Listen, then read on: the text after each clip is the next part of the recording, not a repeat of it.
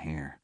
I threaded my fingers through the massive thick waves and yanked, hard, harder than I'd done back in the 3rd grade, when Mark had wrecked my favorite Power Ranger by burying it in the manure pile. I didn't stop until I heard Mark's yelp of pain, taking delight in the tortured sound.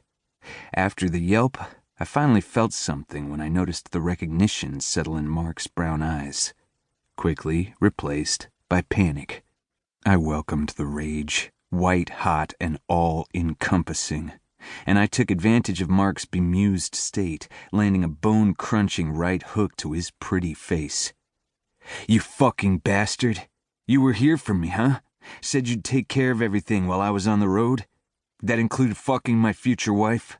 Is that the kind of care you were thinking about?" I shrieked, not recognizing my own voice. Heather leapt from her perch on the dresser, only stopping long enough to pull her skirt back down over her exposed pussy with the fresh Brazilian, traitorous bitch. She wrapped her arms around my torso and clung to my back like a leech, trying in vain to stop me from kicking Mark's scrawny ass. That's when I noticed the 3-carat diamond solitaire sparkling up at me from her left hand. She hadn't even bothered to take off my ring while she fucked my brother. I felt like I'd just jumped through a flaming hoop wearing gasoline underwear. "Stop!" she screamed, terror coloring her voice. "Adam, you're killing him!" "Good. That's what I'm trying to do." I stopped hitting only long enough to spit the words in her direction as I hooked my left arm around her waist and tossed her to the side. Heather hit the floor on her ass, and I only spared a heartbeat of empathy for her. Maybe next time he'll think twice before whipping his dick out to betray his motherfucking flesh and blood. Not until Mark lay on the ground of the converted barn like a blood-covered lump did I stop and take some breaths. Great, heaving breaths that took over every cell in my body. I was done. Done with the whore who couldn't keep her legs shut. Done with my brother. No, not my brother anymore. Never. "I'm leaving," I spat as I spun on my heel and started toward the door. "You're both dead to me." I stomped heavily toward my silver Dodge Ram, leaving the barn door agape as one last reminder of what I'd left inside. What I'd just lost. I climbed in, slammed the door, and turned the key hard before yanking the gear shift into reverse and hitting the gas pedal, sending the extended cab in a spin. As I deliberately pumped the brakes, I shifted into drive and left a spray of gravel hurtling toward Heather's white Mercedes. But the action of marring the perfect paint on the luxury car still left me cold. Once on the paved road, I punched it, hell-bent on reaching the house as fast as I could get there. Something.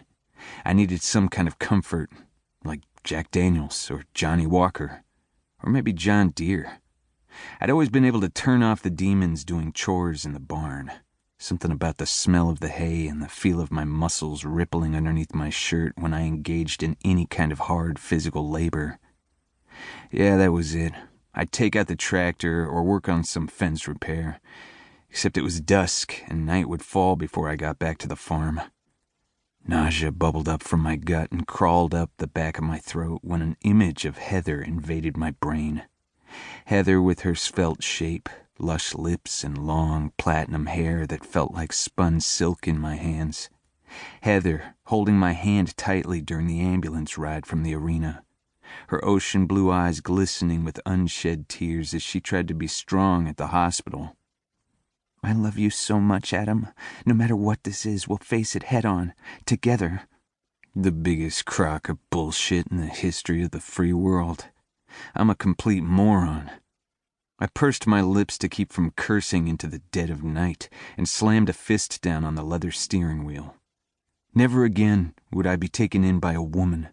Gold diggers, whores, and dishonest pieces of shit. Except for one. Her stunning heart-shaped face drifted into my mind, but I quickly pushed it away. That one was squarely off-limits and always had been. As much as I wanted to go there, her brother would have put me in a headlock if I'd ever tried anything. A ringing and vibrating in my pocket pulled me back to reality and torment. It was her. Not fucking like